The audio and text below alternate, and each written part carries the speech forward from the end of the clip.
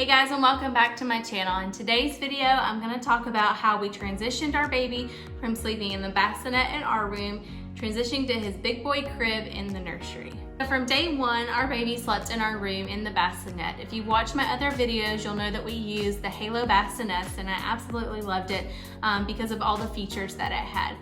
To begin with, we used the bassinet and my baby was swaddled. So the first way I tried to transition him was to get him out of the swaddle. So I would say around 2.5 months is when he started showing signs of, he was able to break free out of the swaddle sack, and he was starting to show signs of rolling over, but not quite rolling over. So the way I did this was I actually started using another product. I don't know the exact name. I call it the Merlin suit. So the Merlin's baby magic suit or something like that. I'll put a picture of it here. I'm sure you've heard of it, but this product is great. I actually call it his little Michelin Man suit. He loves this thing, or loved this thing, I guess I should say. It still gave him that sense of security. It kept him nice and comfortable as far as, keeping him warm. And it also kind of muted that startle reflex, which is still intact a lot of times for a couple of months after birth. So the startle reflex is what they do. They kind of jerk in their sleep and it wakes them up.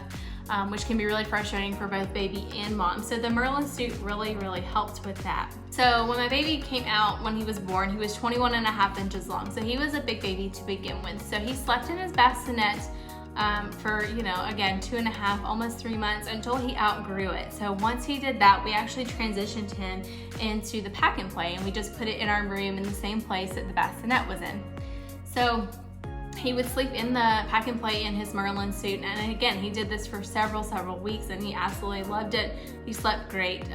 But with all products, the Merlin suit included, once baby starts rolling over, especially if they can roll over in the suit, it's really no longer safe for them to use while sleeping. So my baby started rolling over from tummy to back, and just during normal playtime, not at nighttime, mainly because he hates tummy time. But once he started doing that, I thought I should probably go ahead and start transitioning him out of the Merlin suit, so it's kind of less of a hassle once he does start doing that in his sleep. So the way I did that was I would start him off in a normal sleep sack, just a sleeveless sleep sack, and I'll put the ones that I like in the description box below. But I would put him in the sleep sack for the first half of the night, and then when he would wake up, either frustrated or ready to eat, because he still wakes up usually one time a night to eat, I would transition him and put him back in the Merlin suit for the second half of the night. So I would say we did this for a good week or so until he was able to, just fall right back asleep in the sleep sack after feeding. So that 1 week is kind of a struggle, but once we got over that hump, he's done really great with it. So as far as nighttime sleep, we really kind of, I would say, conquered that. He doesn't have to have a special suit. He's just in a sleep sack in the pack and play in our room. So of course I want to follow all the safety guidelines, and I want to do all of the right things. The American Academy of Pediatrics recommends you keep baby in the room with you at nighttime for at least 6 months up to a year. I recently decided that it was probably better for all of us, baby included, that he would get better rest if he was in his own space. So we got the idea, and we kind of decided it was time to move him to his crib. A little insert there, he has been taking all of his naps in his crib probably since he was 2 months old. He has no problem with that.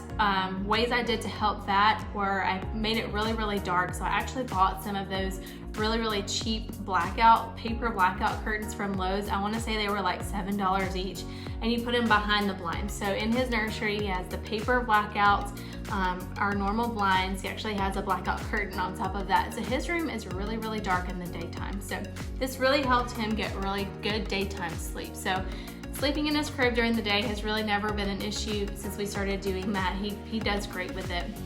We also use a sound machine both day and nighttime in his nursery. So now that we've decided to move him to his crib, obviously he was sleeping fine throughout the night, again waking up once to eat, which is fine.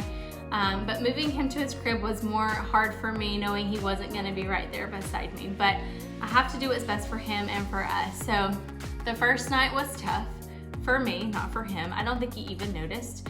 Honestly, he still woke up his one time, he ate and went right back to sleep like it was no big thing. So it was more of a struggle for me. I don't think I slept maybe 2 hours the entire night. So I just had the baby monitor right beside my bed. We have a video and audio baby monitor, and I'll put the one, it's a Motorola one, I can't remember the exact model, but I'll put the one that we have in the description box below.